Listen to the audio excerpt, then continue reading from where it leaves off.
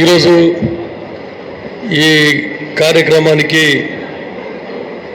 విచ్చేసినటువంటి మన AICC incharge మా రెస్పెక్టెడ్ జరీతా బైన్జీ, జైరాబాద్ పార్లమెంట్ सदस्य respected Suresh Shetkar ji and Jukal MLA and in charge for the Sangareddy district respected Lakshmikant Rao ji and Nagesh Shetkar ji, Chandrasekhar Reddy ji, cooption member Rashid ji, पूरे लोगों का पहली बार जो है madam अपने Telangana state को आए और उसमें नारायणखेड़ कॉन्स्टिट्यूंसी को संगारेड्डी जिले को पहली बार है। आपके तरफ से हमारे कॉन्स्टिट्यूंसी की तरफ से आपको हार्दिक स्वागत करूंगा। అయితే ఎందుకంటే అందరికి అర్థం కావాలి, మళ్ళీ నేను హిందీలో మాట్లాడుకుంటూ పోతే అందుకే ఇంతకుముందు గౌరవ శాసనసభ్యులు జూకల్ और क्या चीज़ है बोले तो मैडम बहन जी ये అయితే ఆయనకు మనకు సంగారెడ్డి జిల్లా ఇన్ఛార్జ్ ఇవ్వడం జరిగింది। సంగారెడ్డి జిల్లాకు ఈ డిసిసి అధ్యక్షులను సెలెక్ట్ చేయడానికి, తర్వాత పార్టీని బలోపేతం చేయడానికి కాంగ్రెస్ పార్టీని ఈ కార్యక్రమాన్ని చేపట్టడం జరిగింది। మీరందరూ గతంలో చూసిండ్రు, అందరు ఎమ్మెల్యేలు అందరూ కలిసి డిసిసి అధ్యక్షుడిని, పెద్ద నాయకులు కలిసి డిసిసి అధ్యక్షుడిని నియమిస్తూ ఉండ్రి। और एक बात कहना चाह रहा हूँ madam, Laxmikant Rao ji, he belongs to this Narayankhed native. He hails from Narayankhed and he has become MLA of that. His parents hail from Narayankhed constituency. That is the greatness. అయితే మనం చూసాం, ఇంతకుముందు సురేష్ శెట్కర్ గారు ఇక్కడ మనం జిల్లా అధ్యక్షులుగా 2 సార్లు పర్యాలు చేయడం జరిగింది, నిర్మల జగ్గారెడ్డి గారు చేయడం జరిగింది, అప్పుడు బాగారెడ్డి గారు వాళ్ళందరూ కిషారెడ్డి గారు ఉన్నప్పుడు నిర్మల మొన్నటి వరకు కూడా మనం అందరం పెద్ద నాయకులందరం కలిసి కార్యకర్తలకు ఇన్ఫర్మేషన్ ఇచ్చి కోరిక మేరకు మనం అందరము ఈ డిసిసి అధ్యక్షుని ఎన్నిక అనేది జరుగుతూ ఉండింది। దాని తర్వాత మీకు అందరికీ తెలుసు, ఇప్పుడు కొత్త రకంగా ఏదైతే కొత్త ప్రాసెస్ కండక్ట్ చేసాం, మన యూత్ కాంగ్రెస్ ఎలక్షన్లు కూడా చూసినాం। మనం మొన్ననే యూత్ కాంగ్రెస్ ఎలక్షన్లు కూడా ఆన్లైన్లో అన్నీ కూడా మనము నామినేషన్ వేసుకొని అన్ని ఎలక్షన్ కూడా చేసుకోవడం జరిగింది। అట్లనే ఈరోజు కూడా ముఖ్యంగా మన రాహుల్ గాంధీ గారు డైరెక్ట్ నియామకం చేపట్టకుండా నాయకులతో కాకుండా కార్యకర్తల అభిప్రాయం మేరకు, కార్యకర్తల అభిప్రాయం తీసుకొని వారికి హైకమాండ్కు సమర్పించిన తర్వాత వారి బయోడాటా కానీ వారి పార్టీకి ఏ విధంగా సేవలు అందించారు, కాంగ్రెస్ పార్టీలో ఎన్ని సంవత్సరాల నుంచి ఉన్నారు, వారు కాంగ్రెస్ పార్టీకి ఏ విధంగా సేవ చేశారు, ఎవరెవరు అర్హులు వచ్చిన లిస్టులో ఎవరెవరు అర్హులు అనే ఉద్దేశంతోనే ఈ కార్యక్రమం చేపట్టడం జరిగింది। మీరందరూ ప్రతి ఒక్కరు కూడా అందరికీ ఓపెన్, అందరు ఎవరైనా నామినేషన్ వేసుకోవచ్చు, డిసిసి అధ్యక్షునికి నామినేషన్ వేసుకోవచ్చు।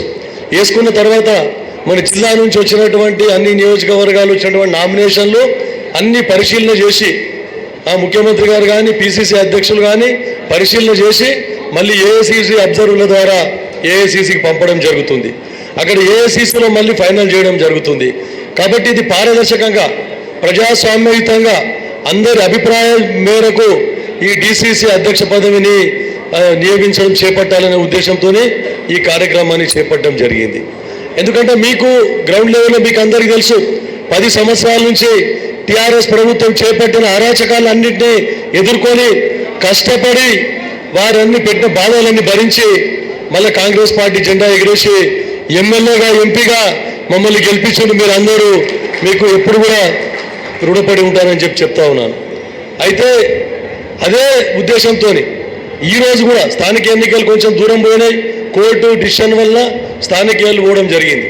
మనం అన్ని స్కీములు ఏవైతే మనము ఎన్నికల్లో హామీ ఇచ్చినామో అవన్నీ కూడా మనము సక్రమంగా నెరవేరుస్తూ ఉన్నాం। 100కు 100% 100% చేయాలంటే ఎవరితో కూడా కాదు, కానీ మనం 80% అన్నీ కూడా కంప్లీట్ చేసి ప్రజలకు తీసుకొని పోతూ ఉన్నాం। మనకు పార్టీ కార్యక్రమాలు, సంక్షేమ కార్యక్రమాలు కానీ అభివృద్ధి కార్యక్రమాలు కానీ ఇప్పుడు ముఖ్యమంత్రి గారు ఇస్తారు, మేమందరం శాంక్షన్ చేస్తాం। మీకు గ్రామంలో పోయి మీరు పెద్ద నాయకులు ఎవరైతే ఉన్నారో విలేజ్ లెవెల్లో మండల్ కాంగ్రెస్ పార్టీ అధ్యక్షులు కానీ గ్రామ కాంగ్రెస్ పార్టీ అధ్యక్షులు కానీ వాళ్ళందరూ మనం ఇచ్చిన కార్యక్రమాలు తీసుకొని పోయి ప్రజలకు అందే విధంగా, అర్హులకు అందే విధంగా మనం కృషి చేస్తాం। కాకపోతే మీరు దగ్గర ఉంటారు రిలేషన్, మీకు మీరు వచ్చి సార్ ఇంట్లో బిల్లులు వస్తలేవు సార్, ఇగో రేషన్ కార్డు రాలేదు సార్, మాకు సార్ వీళ్ళకి ఇంకా గరీబోలు ఉన్నారు, ఇండ్లు రాలేదు సార్ అని ఇంకా సమస్యలు మేము మా దృష్టికి తీసుకొని రావాలి। ఇటువంటి అన్ని డిసిసి అధ్యక్షులు కానీ వాళ్ళ స్థాయిలో వాళ్ళు చేసే పని చేస్తారు ప్రచారం గురించి. కానీ మనము అవినాభావ సంబంధం ఓటర్తోని ప్రజానీకంతోని గ్రామాలలో ఉండే నాయకులకు సత్సంబంధాలు ఉంటాయి. గ్రామాల్లో ఉండే నాయకులు కూడా వారితో కానీ ఎమ్మెల్యే దృష్టికి ఎంపీ దృష్టికి తీసుకురావడం జరుగుతుంది. ఇది పద్ధతి. ఈరోజు మనం చూస్తూ ఉన్నాం, స్థానిక సంస్థల ఎన్నికలు కానందువలన కరెంటు పోయినా డైరెక్ట్ నాకే ఫోన్ చేస్తున్నారు, నీళ్ళు రాకపోయినా డైరెక్ట్ ఫోన్ చేస్తున్నారు, అధికారులు ఏదైనా బిల్లులు రాకపోతే ఫోన్ చేస్తున్నారు. కాబట్టి మనము దగ్గరుండి మీరందరూ కూడా ఎందుకు చెప్తా ఉన్నదంటే మీ ప్రయత్నం మీరు చేసి నా దృష్టికి కూడా తీసుకొని రండి.